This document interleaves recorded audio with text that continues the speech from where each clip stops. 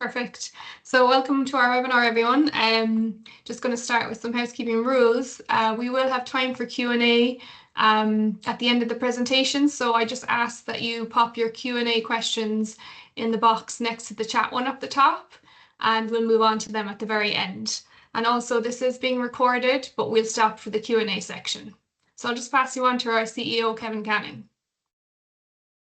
Thanks, Kim. Welcome, everyone. I'm Kevin Canning, CEO of Quintas Capital, and welcome to our EIS webinar. Topics we're going to cover today, so it should be just sort of a quick 20-minute presentation with then Q&A.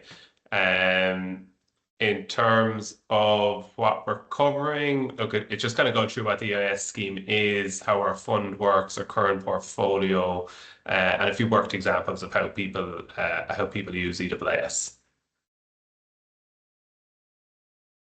So starting first with the history of Quintas. So Quintas is an accountancy firm based in Cork with plenty of spin-out businesses.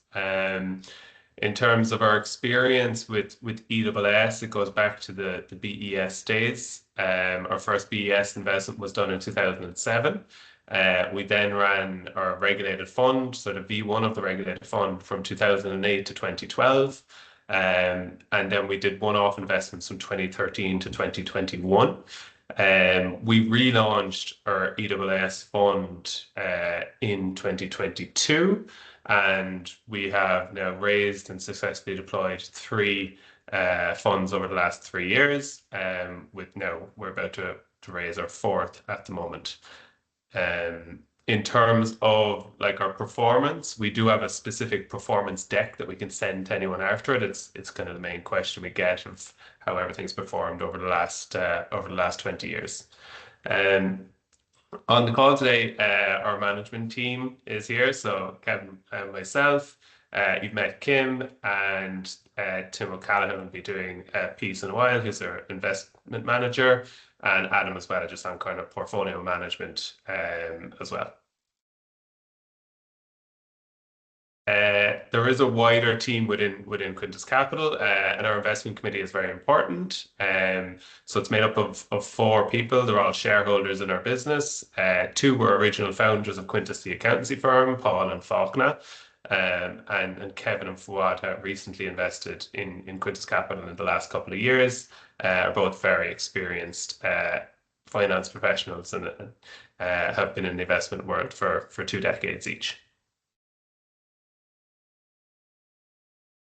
I suppose starting with just what is EIS, I'm quite aware that there's probably plenty of people who've never invested with EIS, might have known about it before through the old BES scheme, and it's changed an awful lot over the last even 2 to 3 years, especially.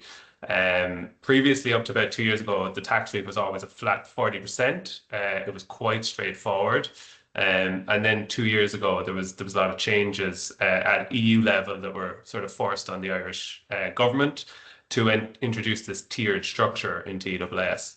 Now, part of that has been really good, and that there's a new relief at 50%, but there's also negatives with the 35 and 20% tax reliefs. We have 50% highlighted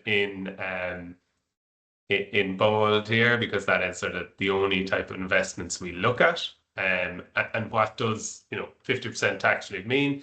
If you invest in an EIS fund or an EIS qualifying company that qualifies for 50% tax relief, that essentially means that you will get 50% of your capital back. I'll pass it on now to Tim, who can go through kind of a simple worked example of how that works. Thanks, Kevin, and hello, everyone. So my name is Tim O'Callaghan. I'm the EIS investment manager at Quintas Capital. If you are working with us, if you do end up becoming an investor, you will likely end up speaking to myself or Kim, who will be handling the onboarding over the next couple of months. I'll quickly talk you through a €100,000 investment example. Just using round figures, if you were to invest, say, in November, December of 2025, €100,000 would go in. We would then make an investment into qualifying companies in 2026, so around Q1 to Q3. Once we make those qualifying investments, we would provide you with a revenue tax cert, which would allow you to claim back 50% of the amount that you invested through revenue, through your tax relief. You get that back towards the end of next year, before the October filing deadline. The investment is then locked up, the capital locked up for a minimum of 4 years. After 4 years, the investments will mature, and we will look for those companies to redeem those shares with a coupon. So we'll be looking for roughly €120,000 back from the €100,000 invested, giving a projected total return, including tax relief, of 170k over the 4 to 5 year term. This gives an annual IRR of in around 17% plus. I'll talk through quickly about how we invest and what it means to invest through an EIS fund. So we operate a diversified fund. We invest across 3 to 6 companies per annum. We invested in 5 companies in 2022, 5 in 2023, 3 in 2024, and 3 in 2025, and we'll be looking to do the same level this upcoming year. Once we make that final investment, we provide tax certs back to investors, and that's when you can claim tax relief. We have a professional management team in Quintas Capital who look through potential investments, bring them towards our investment committee, and manage those investments over the 4 year term. The goal of that, of course, is to ensure that we're acting in the best interest of the investors in order to get them their money back plus a coupon after 4 years, and ensure that the company qualifies for EIS the entire time that money has been invested. We invest through redeemable equity rather than ordinary equity, hence the coupon that I would have already mentioned. And after 4 years, that is when we seek the redemption to be made. That's when the investments mature. The focus of the 2025 fund, we look for the 4 key criteria when reviewing any potential investment. They must be qualifying for 50% tax relief. They should fit into our industry categories, which all fall underneath the umbrella of social infrastructure projects. Here you can be talking about creches, hotels, renewable energy such as solar farms, or sports facilities. And these companies should all be purchasing or developing real estate or physical assets in which to conduct their business. For example, buying a dairy building and converting it into an apart hotel, or buying a creche building from a developer and operating a creche business from there. We only look at essentially experienced founding teams who are putting in their own capital. They're investing their own money, they're taking the risk. We're not taking all that risk for a project that they want to carry out.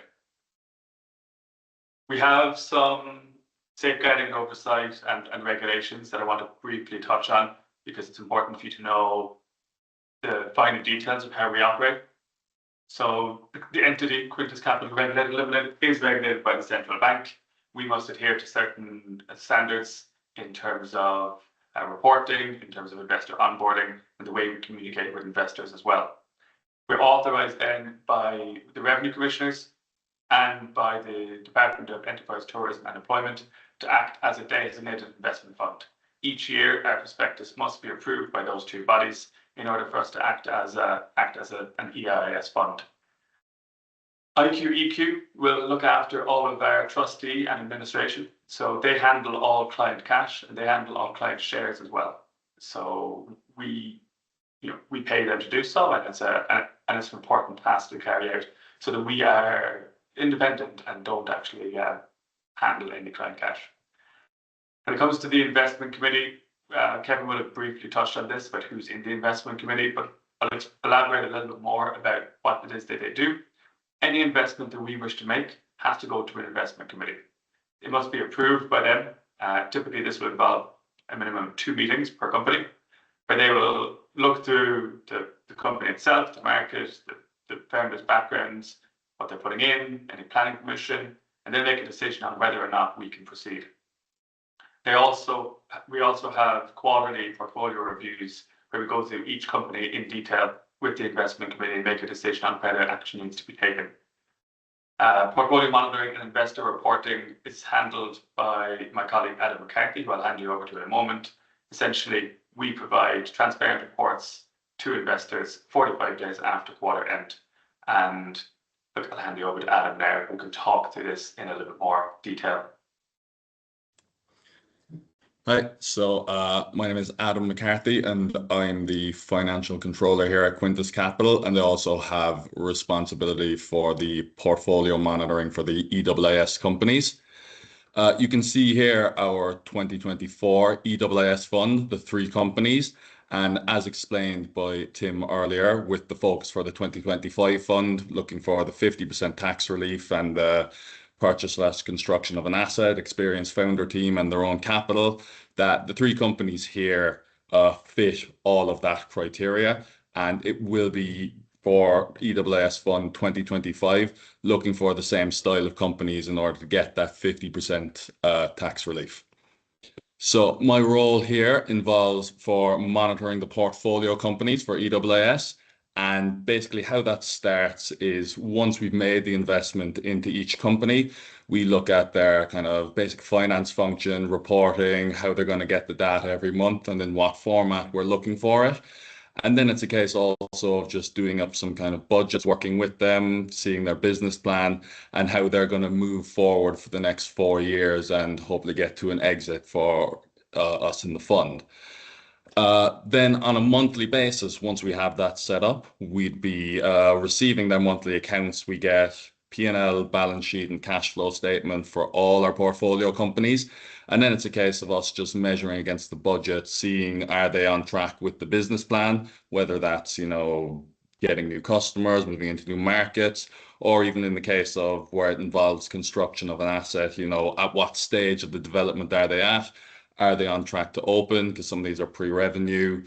And basically, are they on track to complete what we had set out at the start for the 4-year period? And just for all of our portfolio companies as well, we meet them every month. We're always talking to them. I have my portfolio meetings with them, but sometimes, they like to talk to our CEO, Kevin, or Tim on any other aspects. And we're always right in with the companies and very up to date on what's going on with them. Following each quarter, we would have a meeting review for the portfolios with our investment committee, where they would review all the documentation and reports we prepared for each of the portfolio companies for each quarter. And then they would have an in-depth review, asking us questions, making sure that the investments are being monitored correctly, that the companies are reporting as they say they do, and then they would generally just give us a review of how they feel before we send off any data out for the investor reporting. The investor reporting then is 45 days post quarter end, and in these reports, they're available in the investor portal. We will give financial results, any key milestones achieved, and any general updates which we feel are very important and that you as investors in the fund need to know.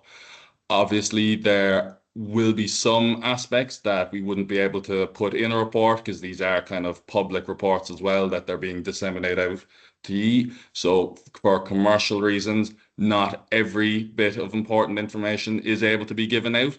But if anyone has any queries on the reports, they feel they don't offer enough, or they want further information on or clarifications on certain things, myself, Kim, Tim, and Kevin will always be available to take any questions on any of the reporting in the fund.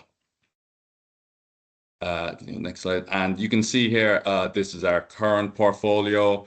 Some of the earlier companies are a lot more different to new ones for the 2024 fund, and this is kind of a reflection on how the EIS legislation has changed with revenue.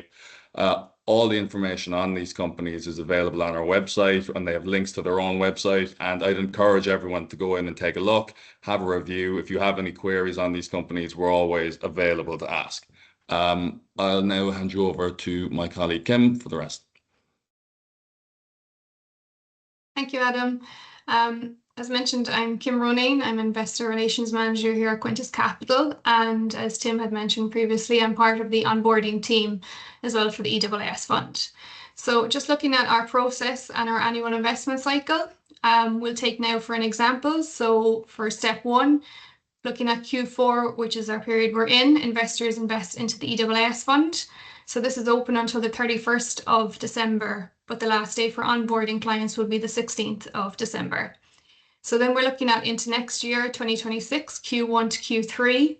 This is the where the fund invests into 3 to 5 Irish SMEs. And at the same time, in Q3 to Q4, this is when investors can claim their tax relief from the Irish Revenue Commissioners. So we'll provide you with a certificate to do this, and this is ahead of the October tax deadline. Step 4 is the 4-year investment horizon, which is professionally managed by us, as the guys have mentioned earlier. And step 5 is at the end of the 4-year term, the investor capital return to the investors with the fixed coupon, as Tim had mentioned. So just to note here as well, the minimum investment for this year's fund is 25,000 with us, and the maximum investment is $1 million per investor per year. So as part of the client onboarding, we try to keep things as straightforward and simple for the investor as possible. So step 1 is to have a direct conversation with one of the members of the team. And you can do this by reaching out to us at info@quintascapital.ie or reaching out to any of us directly if you have our contact details. All our email addresses start with our first name followed by @quintascapital.ie. So if you prefer to reach out to us directly, that's no problem at all. So the next step then is we will send you a fact find followed with a risk questionnaire just to gain your risk appetite, and we'll request AML documentation from you. So this would be proof of address within 6 months, a copy of your passport or driver license, and a copy of documentation that has your PPS number on it. The last step then is to transfer the funds. So we'll send you the application form to sign and you can transfer the funds. This has to be done prior to the 31st of December. But as mentioned, our last day for applications will be the 16th of December. So just how the flow of fund works with us. As Tim had mentioned, we use IQEQ as our trustee company. So the first step is the transfer of the funds, which will happen before the 31st of December. And this goes directly to IQEQ. So IQEQ then holds the funds in the trust and invests in approved EIS companies. Just to note here that, as Tim had mentioned, the funds actually aren't held by us at any stage in the process. So the holding period of the shares by IQEQ is a minimum of 4 years, and then the exit and return is processed by IQEQ as well. As mentioned as well previously, you will receive an investment certificate from us, at which stage you can claim your tax return. So just to summarize why us, Kevin had mentioned we're an experienced management team with decades of experience. We have our bios on our website if you want to read further about any of us. We have a proven track record, a strong pipeline of investments. We do regular reporting, which is 45 days after quarter end, and we have a very strict investment committee process. So I'll pass you back on to our CEO, Kevin, who'll go through a few worked examples. Thanks, Kim. So I mentioned earlier there's loads of different ways in using EIS depending on people's individual circumstances. The first and most straightforward way is if you are a POE worker. There's nothing really to it. There's no structuring needed. You basically you make your investment and you get 50% tax relief. It's relatively easy. It's relatively straightforward. And there's not much planning to do. There are some more complex ways to use EIS and some interesting tax planning tools. I used to be a tax advisor previously, so I understand this very well. If anyone would like to reach out and kind of talk to me about their individual circumstances. So these are kind of all different types of investors we deal with. So I kind of bracket this together in sort of passive income, unincorporated businesses. So you might be a solicitor and accountant who's operating in a partnership. You might have a lot of rental income, and something, you're going to be paying you'll be paying income tax, PRSI USC on your earnings. And a lot of it can't be offset, like rental income and stuff, against pension contributions. So that is where EIS tax relief can come in very helpful. And like one of our main source of investors will be people who have houses or second or third homes and they're looking to offset rental income. Again, you can get your 50% tax relief from your rental income, which may not be able to be offset against by pensions and other means. There are, like, in general, to use EIS, you need income in your personal name. Now, a lot of company owners, if you own a trading company or holding company or that kind of thing, you mightn't actually take much salary. You might be looking to build up reserves within your company. But even when it gets to further sort of planning tools within company ownership, like retirement relief or entrepreneur relief, there's certain limits you can't go beyond in terms of cash reserves. So people often use EIS as a way of a company extraction tool. So you can create personal tax by taking dividends or salary from your company. Now, look, it's very dependent on specific circumstances. I won't dig into it, but it's just to kind of hopefully tweak people's brains. If this is your circumstance, I'd be happy to help you out.